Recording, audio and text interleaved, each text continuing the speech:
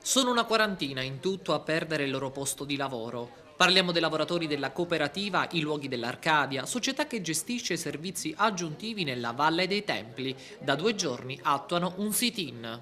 Il lavoro non c'è più, ecco qual è la situazione attuale e come vi state muovendo per cercare una soluzione ottimale e veloce soprattutto.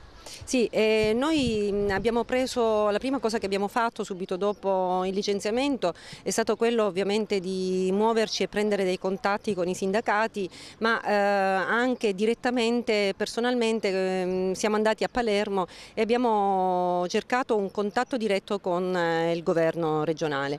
Il presidente Crocetta ci ha accolto e ha ascoltato le nostre richieste e comunque ha promesso di valutare la situazione, di valutare le carte, così come ha detto lui, e di darci risposta.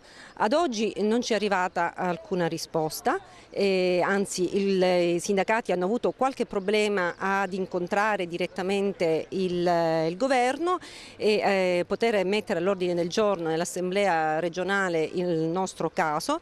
E quindi ci siamo trovati costretti adesso ad organizzare un sit-in qui alla Valle per chiedere al governo regionale di prendere in cura questa situazione e darci una risposta certa, perché comunque siamo in una situazione di disoccupazione che avrà un termine, quindi vogliamo una risposta. Difesa dei lavoratori dei Luoghi dell'Arcadia che hanno perso il loro lavoro subito i sindacati. Ecco, come vi state muovendo e quali saranno le prossime azioni per cercare di risolvere questa piaga sociale e problematica soprattutto per i lavoratori che hanno perso il lavoro?